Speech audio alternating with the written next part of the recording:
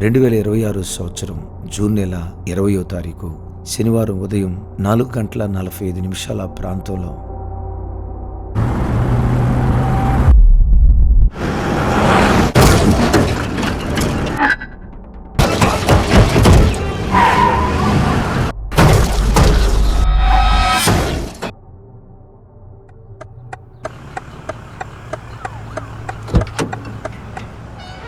క్షేమధారుడా